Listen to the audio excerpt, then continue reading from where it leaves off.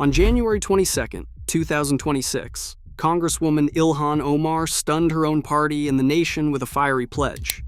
Somali immigrants will refuse to obey President Trump's new mass deportation orders, no matter what. Hours later, her explosive words, a viral tweet blasting ICE for detaining a 5-year-old, and the revelation of a net worth of $30 million sent shockwaves through Minnesota's political landscape. How did one speech threaten to fracture the Democrats and ignite America's next battleground? The truth begins now. Minnesota's streets have become the front line of America's immigration fight. Federal enforcement teams acting on new directives have swept through the state with a force not seen in decades. Department of Homeland Security logs confirm the scale. Since January 2025, 2,543 people have been deported from Minnesota alone. Inside that number, the breakdown is stark. 17 identified as murderers, 23 as child rapists, and 152 convicted of assault. These are not just numbers on a page. Each case represents a targeted operation, tracked and reported by ICE field offices in Minneapolis and St. Paul, with teams executing warrants in neighborhoods from Cedar Riverside to Worthington. The scale of the operation is driven by a single estimate. More than 81,000 non-citizens with criminal records are believed to reside in Minnesota, making the state a magnet for federal attention. Agents describe a relentless pace, early morning raids, late-night stakeouts, and a constant flow of detainees processed through holding centers. Many of these actions focus on violent offenders released under previous policies, now prioritized for removal under the current administration's orders. These efforts have transformed local politics and daily life. Businesses in Somali and Latino districts report sudden closures as families fear detentions. School attendance in immigrant-heavy neighborhoods has dropped, with parents keeping children home after rumors of ICE activity. Meanwhile, DHS officials defend the crackdown as a necessary response to what they call a backlog of dangerous fugitives, pointing to the official logs. Over 2,000 deportations in a single year, with hundreds classified as high risk. The pressure on Minnesota's communities is intense. Each new operation brings more headlines, more protests, and more scrutiny from every side of the political spectrum. As federal agents continue their sweep, the numbers keep rising, and the state's status as a political tinderbox only grows. This is the reality behind the headlines: a state under siege by enforcement, with the full weight of federal authority bearing down on its most vulnerable residents. Ilhan Omar's response to the ICE crackdown has been anything but quiet. On January 22nd, she fired off a tweet blasting federal agents for detaining a 5-year-old child during a high-profile raid, calling the action absolutely vile. The post racked up nearly 15,000 likes within hours, fueling outrage among her supporters and amplifying the split within her own party. 2 days earlier, Omar made her position crystal clear. She said she would not support any additional funding for ICE, declaring, "I won't vote to give ICE another penny." That vow landed just as the House prepared to debate the next round of Department of Homeland Security appropriations, and it put her at odds with moderates who were nervous about the optics of defunding law enforcement during a surge in removals. But the storm around Omar did not stop at rhetoric.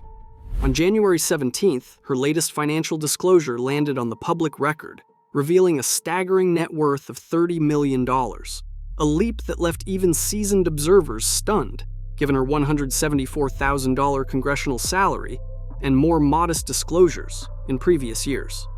The timing could not have been worse. Within hours, House Oversight Committee Chairman James Comer signed off on a subpoena targeting her husband Tim Meinetz's consulting firm, E Street Group.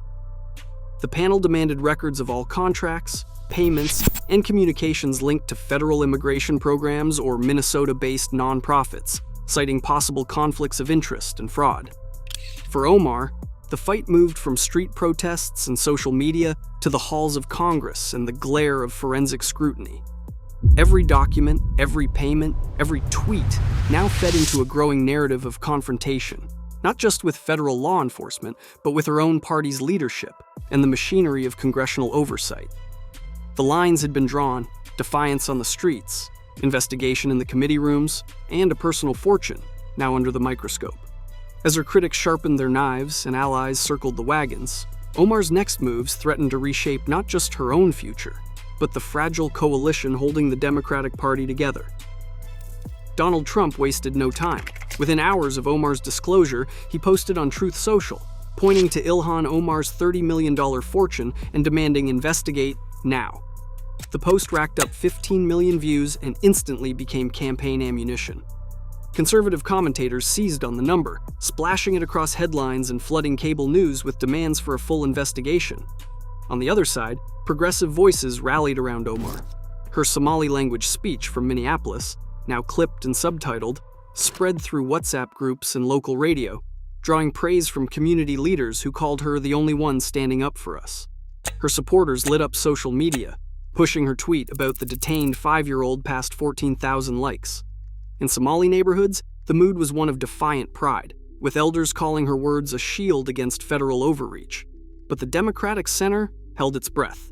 Not a word from Governor Tim Walz.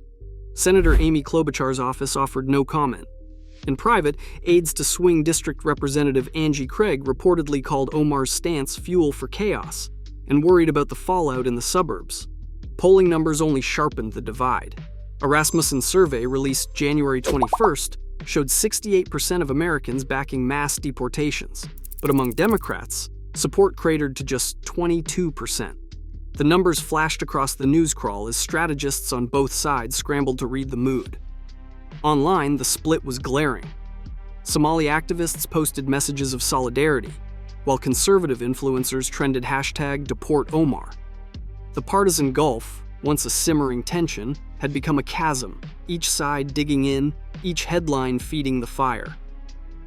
A federal judge's ruling on January 20, 2026, sent shockwaves through Minnesota political circles. The decision upheld ICE's ban on entry, barring Ilhan Omar and 2 other Democratic lawmakers from all immigration detention sites.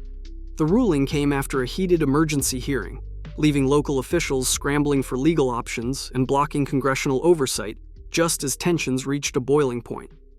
2 days later, police arrested 12 protesters outside a St. Paul church, charging them with trespassing and obstruction after they tried to disrupt Sunday services in protest of ICE raids.